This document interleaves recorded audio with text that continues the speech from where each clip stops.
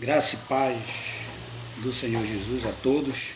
Quero deixar uma palavra aqui, uma reflexão para nós, na carta de Paulo aos Romanos, no capítulo 12, no versículo 1 e 2, que diz o seguinte: rogo-vos, pois, irmãos, pela compaixão de Deus, que apresentei vossos corpos em sacrifício vivo, santo, agradável a Deus, que é o vosso culto racional. E não sede conformados com este mundo, mas sede transformados pela renovação do vosso entendimento, para que experimenteis qual seja a boa, agradável e perfeita vontade de Deus. Certo? Então, esse capítulo 12, o apóstolo Paulo, ele nos entra nos fazendo uma exortação, né, sobre a questão da nossa vida espiritual e a nossa vida, uma comparação com o mundo. Então, algumas coisas Paulo vai colocar, vai acrescentar na palavra de Deus, que nós queremos aqui destacar. Então, a primeira coisa que Paulo pede na sua palavra, a primeira ingrediente é apresenta-se ou apresentar-se a Deus em sacrifício vivo. Então, de forma bem simples, o que significa isso? Né? O termo apresenteis, que o texto nos diz, significa literalmente pôr de lado, reservar para algum propósito particular. Então, pôr de lado ou reservar para algum propósito particular. O propósito particular é servir de sacrifício a Deus, né? No caso, um sacrifício vivo. O sacrifício no Antigo Testamento era uma forma de adoração a Deus. Então Paulo quer que nós nos apresentamos diante de Deus como um sacrifício vivo. Apresenteis. A segunda coisa, o ingrediente é inerente ao primeiro dele, né? É inseparável. Ele vai dizer o seguinte: e não se conformeis com este mundo.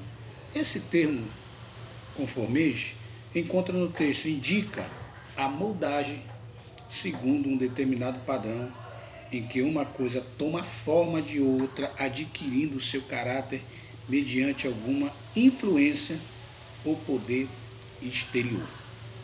O que Paulo está a dizer, então, é que você não deve modelar sua vida segundo o padrão desse mundo. Você não deve tomar forma desse mundo. Não deve adquirir caráter desse mundo. Não deve ter algo como normal, aceitável, legal, certo ou errado. Só porque, segundo os padrões da sociedade, esse algo é normal, aceitável, legal, certo ou errado. Lembre-se, o mundo jaz no maligno, 1 João 5,19. Então, esses são os ingredientes aí dessa palavra, não se conformar com este mundo. Terceira coisa, o ingrediente também é inseparável do primeiro e do segundo, é transformar-se pela renovação do entendimento. Você já ouviu falar em metamorfose? É pela metamorfose que a lagarta se transforma em borboleta. É uma transformação completa. Essa metamorfose serve de ilustração para a transformação que está em foco nesse texto. Nós precisamos passar por uma transformação divina, uma transformação de caráter espiritual, onde as suas faculdades mentais e espirituais são afetadas para melhor. Tem muita gente que quer mudar a sua vida, ética, moral nesse mundo, mas ela ainda não passou, não teve uma experiência com Deus. Só quem transforma as nossas vidas é o Senhor Jesus, é Deus mesmo, né? Quer transformar o caráter por si só, não vai chegar a lugar nenhum. Então, o modelo para transformações é Cristo, o padrão é Cristo, a forma de ser tomada é a forma de Cristo, o caráter o qual se molda é o caráter de Cristo. Essa é a transformação. Essa é a transformação. Transformação você não pode operar. Fazer-se necessário um agente externo, e este é Cristo, através do Espírito Santo, né? Então a gente tem que entender o que Paulo está pedindo essa transformação, e tudo passa por Cristo, né? Tudo passa por Ele.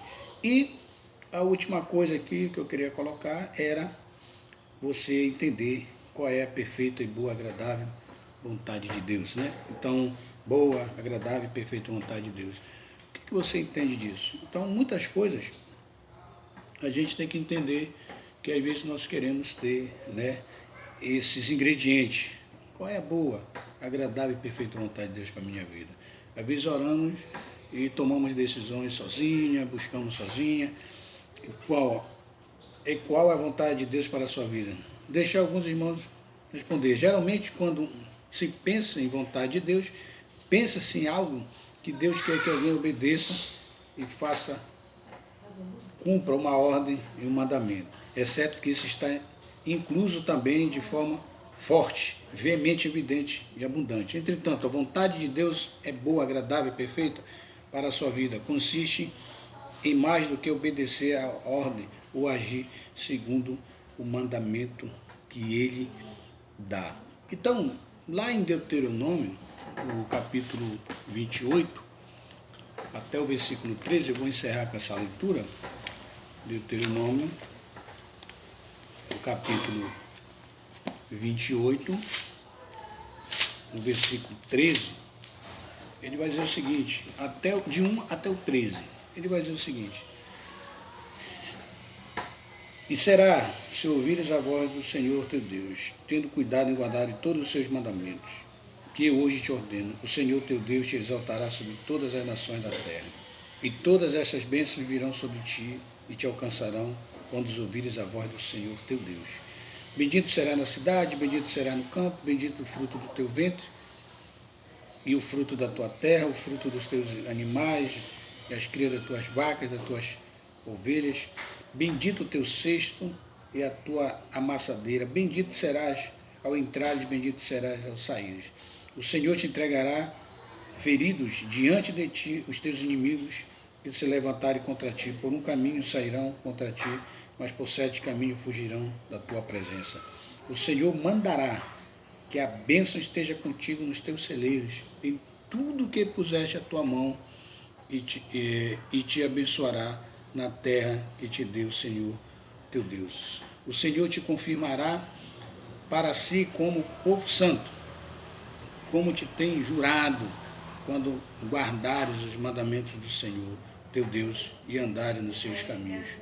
Então, até o versículo 10, a gente pode ver aí que essa é a boa, perfeita, agradável vontade de Deus, né? Quando nós andamos no caminho e obedecemos os seus mandamentos. Então, Paulo diz que nós temos que nos apresentar, nós não temos que nos conformar, nós temos que nos moldar segundo o caráter de Cristo, né? Que todos possam aí fazer essa reflexão, possam analisar melhor depois desse texto, mas eu queria deixar essa palavra com você, do Senhor para a sua vida. Que Deus abençoe a sua vida ricamente, em nome de Jesus. Um grande abraço.